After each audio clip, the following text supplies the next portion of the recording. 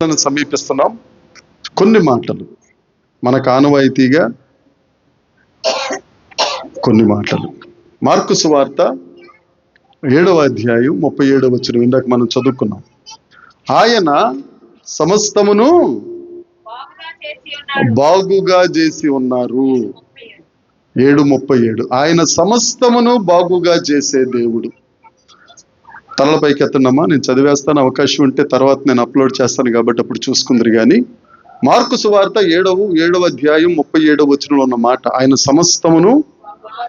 మనందరం ప్రభు బల్లను సమీపించుచుండగా ప్రభు బల్లలో చేయి వేస్తున్న ప్రతి ఒక్కరు ఎవరైతే రొట్టెకు సాదృశ్యమైన ఆయన శరీరమును ద్రాక్షారసమునకు సాదృశ్యమైన ఆయన రక్తమును తీసుకుంటున్నారో వారి నడినెత్తి నుంచి అరికాలి వరకు శారీరకముగాను వారి ఆత్మీయ జీవితంలో సమస్తము దేవుడు బాగు చేయునుగాక. బాగు చేసే దేవుడు ఆయన. దేవునికి స్తోత్రం. మార్కు సువార్తలో 16 అధ్యాయాలు ఉన్నాయి.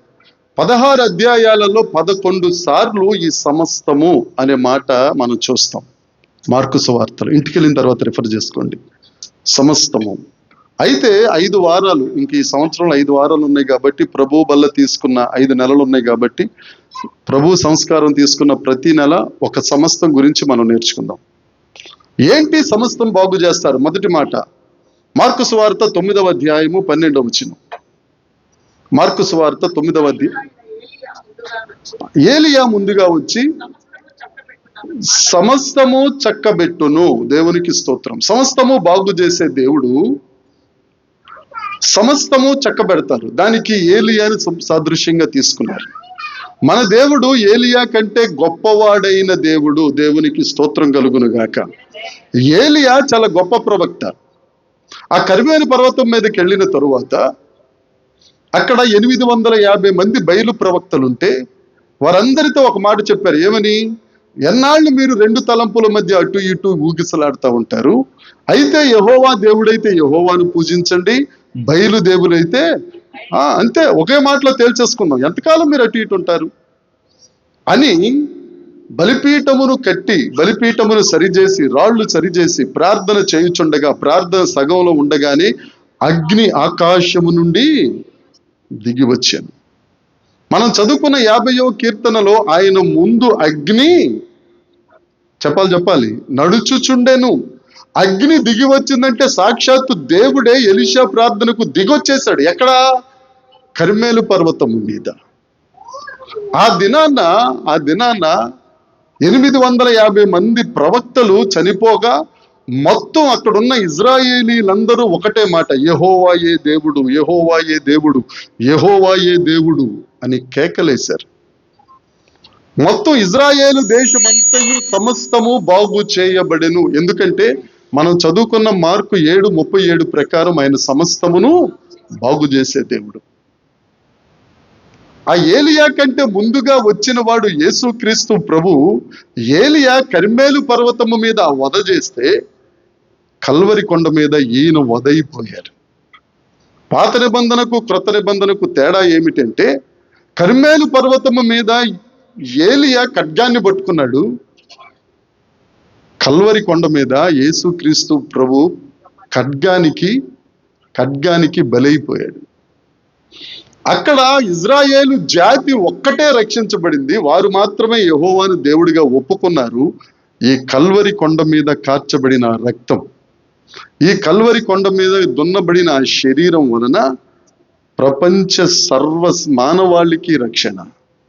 ఆయన సమస్తాన్ని బాగు చేసే గొప్ప దేవుడు.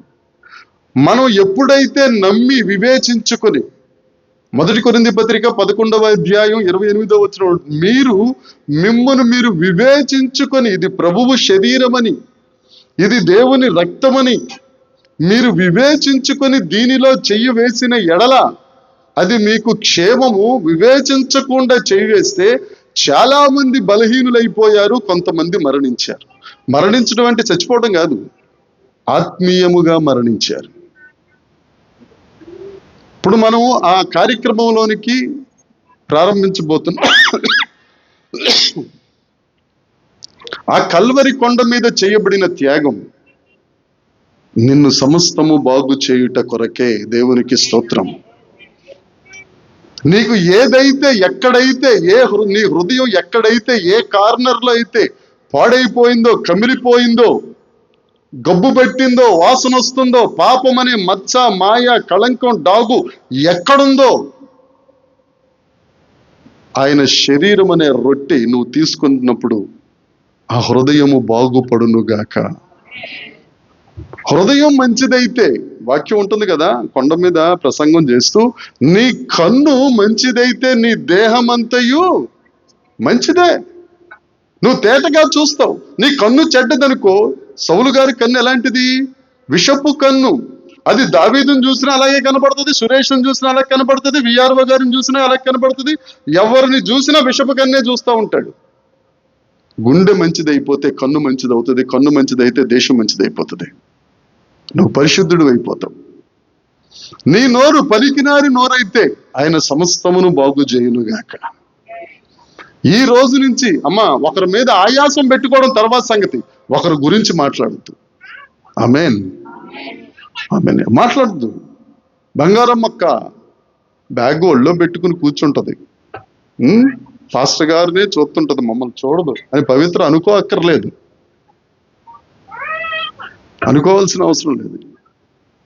ఎవరు మౌల్డ్ ప్రకారం వాళ్ళు అలా తయారు చేయబడ్డారండి. స్కూటర్ తయారు చేయబడినట్టుగా మోటార్ సైకిల్ లేదు, మోటార్ సైకిల్ ఉన్నట్టుగా సైకిల్ లేదు. ఆమేన్. దేని తయారీ దాందే. బంగారం మక్క తయారీ బంగామక్కదే, పాపం మక్క తయారీ పాపం మక్కదే. నువ్వు ఎంత చెప్పు, అయిపోయిన తర్వాత బ్యాగ్ సంకనేసేసుకుంటది. పెన్సిల్ నాయుడు ఆపినా లేదు, విక్టర్ నాయుడు ఆపినా లేదు, సురేష్ వెళ్ళిపోద్ది, అంతే అంతే తయారు, అంతే. ఇంక దానికి మనం ఏం చేయలేం. దండం పెట్టి మరీ చెప్తున్నాను, ప్రభు బల్లలో సమీపిస్తున్నాం. నూతన కృపతో దేవుడు మనల్ని నింపాలి. ఆమేన్.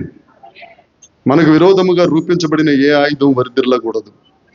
మన దైవ కృపలో అధిక కృప పొందాలి, మనకు కొదువ ఉండకూడదు. ఒకరి గురించి మీరు మాట్లాడుకు పంచాయతీ పెట్టొద్దు, ఒకరి గురించి ఒకరు ఫోన్లో మాట్లాడుకోవద్దు. దేవుడు సమస్తమును బాగు చేయనుగాక.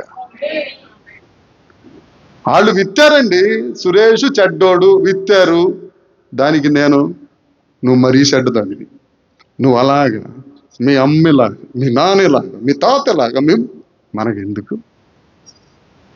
ఓకే, అర్థమైతే స్తోత్రం చేద్దాం. సగం గొడవ తీరిపోద్ది. ఎవరి గురించి మాట్లాడుకోవద్దు. ఏమైనా అవకాశం ఉంటే, అవునా నా గురించి అలాంటి కంప్లైంట్ వచ్చిందా, ఓకే, సూపర్ మార్కెట్ దగ్గర, రైతు బజార్ దగ్గర కనపడ్డవాడు ఆంటీ చెప్పినా అదే, పురుషోత్తం గారు చెప్పిన అదే కదా, ఇందాక మనం చెప్పుకున్నాం కదా. అదేంటి మెడలో వేసుకునేది ఏంటిది? వేసుకుని అక్కడి నుంచే కదా. నువ్వు రొట్టెను తీసుకుంటున్నావు, అమ్మా, మాంసం మనకి బలాన్ని ఇస్తుంది కదా. చెప్పరేంటండి, నీరసం వచ్చేస్తుంది, స్వాతికి నీరసం వచ్చేస్తుంది అనుకో, అప్పుడు ఏం చెప్తారు? కైమా పెడతారు, కైమా పెట్టండి అమ్మ కాస్త కదా. రక్తం పోలికిస్తుంది. ఇప్పుడు ఆ ధనుష్ గాడు ఉన్నాడు, వాళ్ళ అమ్మ చూసినట్టే చూస్తాడు, ఇలాగా ఆడు అలాగే నవ్వుతాడు. ఎక్కడి నుంచి వచ్చింది అది? రక్తం. ఇప్పుడు నువ్వు యేసు రక్తం తీసుకుంటున్నావు, యేసు పోలిక నీలోనికి రావాలి కదా. సంవత్సరాలు నెలలు తినేస్తున్నావు, రొట్లు తాగేస్తున్నావు, కప్పులు. మళ్ళీ తర్వాత ఎక్కడి నుంచి మెట్లు దిగుతున్నప్పుడు బుజ్జి ఆయన ఆవిడ చెప్తే నేను కూడా వద్దు, అలాంటి వద్దు, మాందం. ఆమేన్. దేవుడు సమస్తమును చెప్పాలి, సమస్తమును యేసు నామమున సంఘమును బాగు చేయునుగాక, సంఘము కట్టబడునుగాక, సంఘమునకు ప్రజలు పరిగెత్తుకుని వచ్చుదురుగాక, ఎత్తబడే సంఘపు ఆ గ్రూపులో ఈ సంఘం ఉండునుగాక. ఆయన సమస్తాన్ని బాగు చేస్తాడు. అపవిత్రంగా దేవునికి రొట్టెలో చెయ్యొద్దు. పరీక్షించుకుందాం, మనల్ని మనం పరీక్ష చేస్తున్నాం. ఒకవేళ ప్రభువా మనం చేసిన తప్పులు మనకు గుర్తుండవు, పరిశుద్ధాత్మ దేవుని అడుగుదాం, దేవా నా జ్ఞాపకం చేయి తండ్రి, నేను ఒప్పుకుంటాను ప్రభువా. దేవుని దగ్గర ఒప్పుకుందాం. దేవుడు సమస్తమును చెప్పట్లా బాగు చేయునుగాక.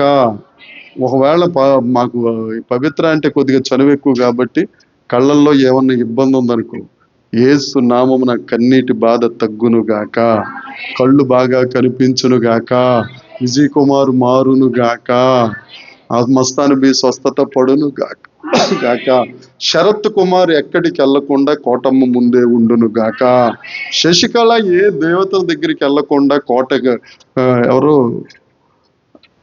కిష్టయ్య ముందే ఉండును గాక. దేవునికి స్తోత్రం కలుగును గాక. దేవుడి మాటలు దీవించును గాక.